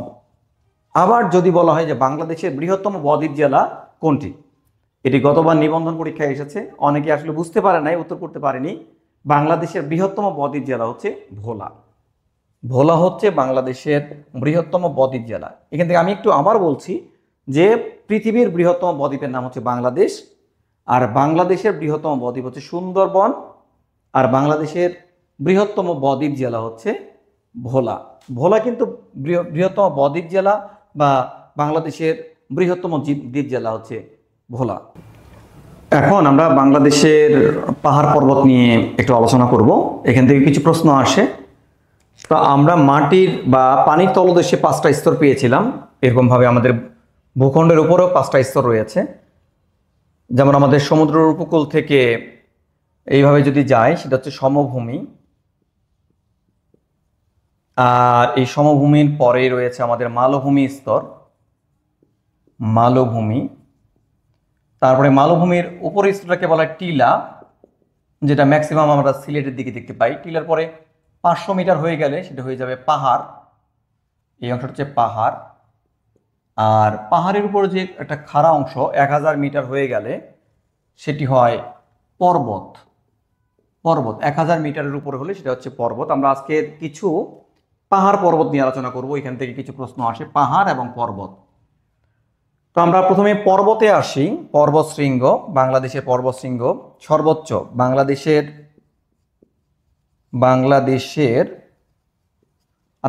যেই অংশটি নাই সেটা হচ্ছে মালভূমি, এই অংশটি নেই, বাংলাদেশে কোনো মালভূমি নাই।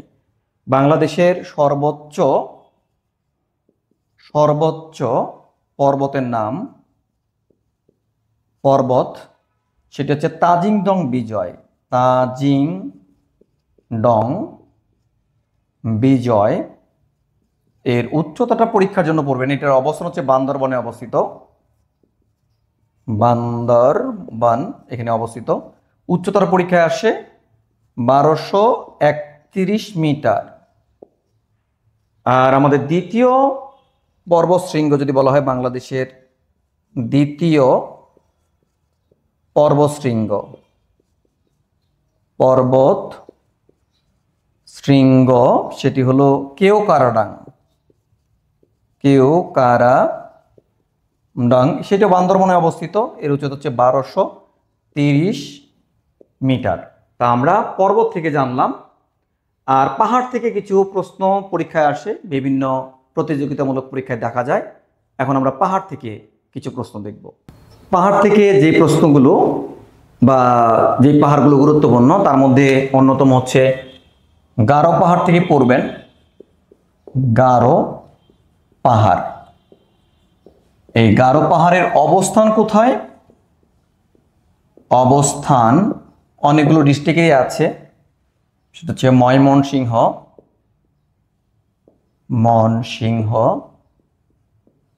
তারপর হচ্ছে আছে নেত্রকোনা, তারপর আছে শেরপুর। এই অংশে যে পাহাড়টা আছে সেটা হচ্ছে আমাদের গারো পাহাড়। এর বিশেষত্বটা কি? বিশেষত্বটা হলো এটা হচ্ছে বাংলাদেশের সর্বোচ্চ পাহাড়। বাংলাদেশের সর্বোচ্চ পাহাড়।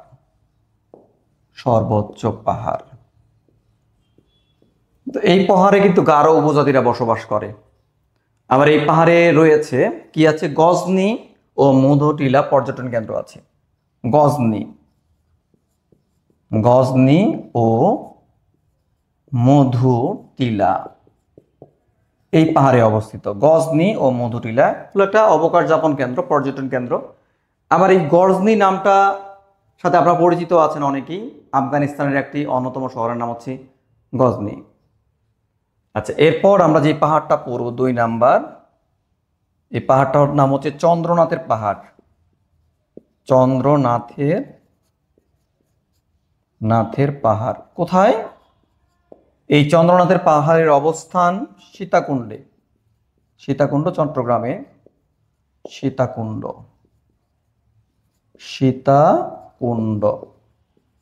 আচ্ছা, এই পাহাড়ে কি আছে? হিন্দু ধর্মাবলম্বীদের তীর্থস্থান এটি। বিশেষত্বটা হলো যেটি হিন্দু ধর্মাবলম্বীদের তীর্থস্থান। হিন্দু ধর্মাবলম্বীদের তীর্থস্থান। এখন আমরা বাংলাদেশের গুরুত্বপূর্ণ কয়েকটি দ্বীপ দেখব, যে দ্বীপগুলো থেকে পরীক্ষায় প্রশ্ন থাকে। দ্বীপ আসলে কি? দ্বীপ হলো এটি দ্বীপ যে যার চারদিকে পানি আছে, চারদিকে যার পানি, এইরকম স্থলভাগকে বলা হয় দ্বীপ। ঠিক আছে? তো পৃথিবীর মধ্যে সবচেয়ে বড় দ্বীপের নাম হলো গ্রিনল্যান্ড, যে দ্বীপটা মালিকানা ইউরোপের ডেনমার্কের অধীনে আছে। আর বাংলাদেশের মধ্যে সবচেয়ে বড় দ্বীপ বা দ্বীপ জেলা হচ্ছে ভোলা। তো গুরুত্বপূর্ণ দ্বীপের মধ্যে যে দ্বীপ থেকে পরীক্ষায় প্রশ্ন থাকে সেগুলো আমরা একটু দেখি। 1 নাম্বার আপনারা সেন্ট মার্টিনটা পড়বেন। সেন্ট মার্টিন দ্বীপ, মানে বাংলাদেশের সর্বদক্ষিণ ইউনিয়ন হচ্ছে সেন্ট মার্টিন। এই দ্বীপের অবস্থান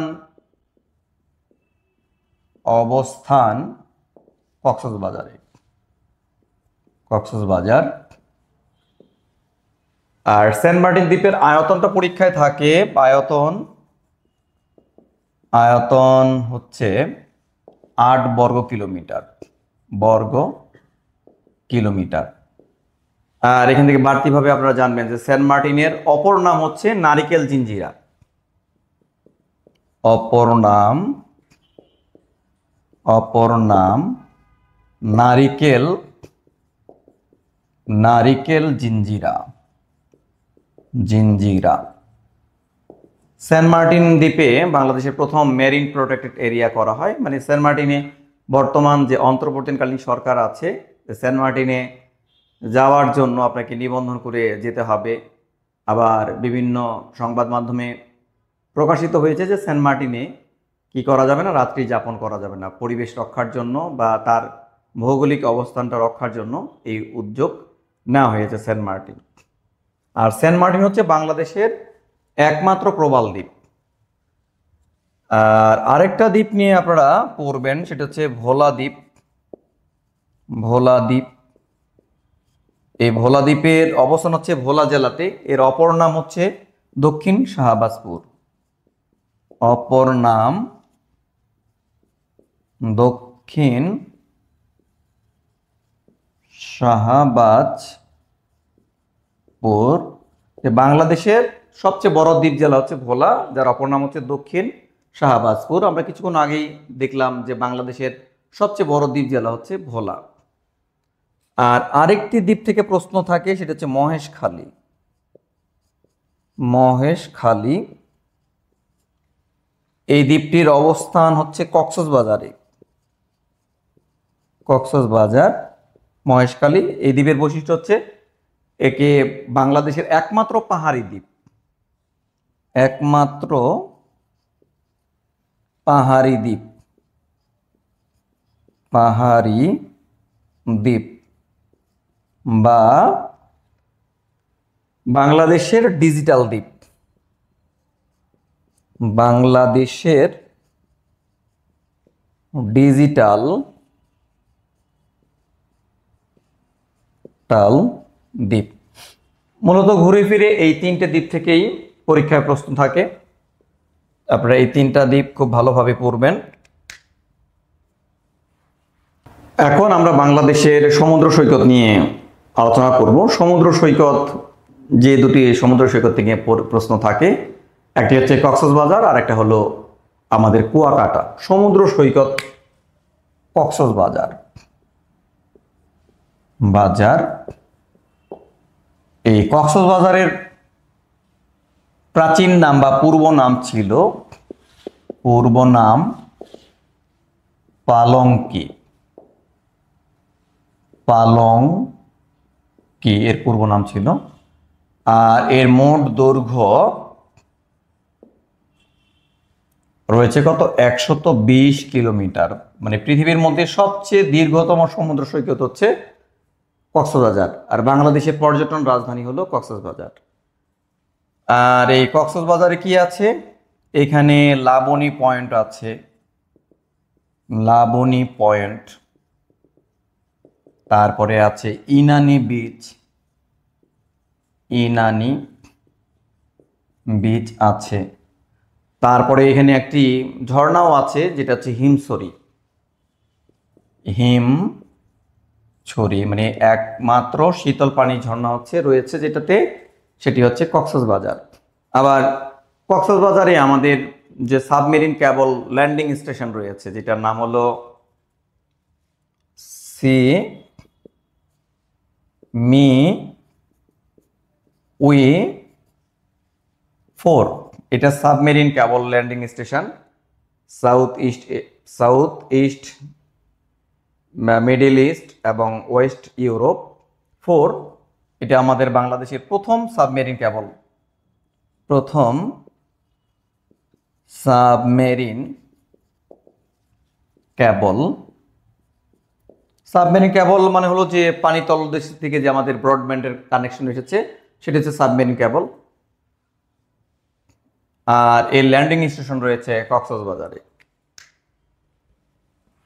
এরপর আমরা 2 নাম্বার যে আমাদের সমুদ্র সৈকত রয়েছে, সেটি হলো কুয়াকাটা নিয়ে আমরা একটু আলোচনা করব, খুবই গুরুত্বপূর্ণ। 2 নাম্বার সমুদ্র সৈকত হচ্ছে আমাদের কুয়াকাটা। কুয়াকাটা। আর এই কুয়াকাটার অবস্থান হচ্ছে কলাপাড়া, পটুয়াখালী। কলাপাড়া, পটুয়াখালী।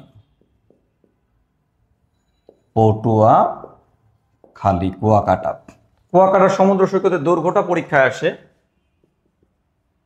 দৈর্ঘ্য এটি হচ্ছে কিলোমিটার এই কুয়াকাটা। আর এই কুয়াকাটা সমুদ্র সৈকত থেকে একসাথে সূর্যোদয় এবং সূর্যাস্ত দুটোই দেখা যায়।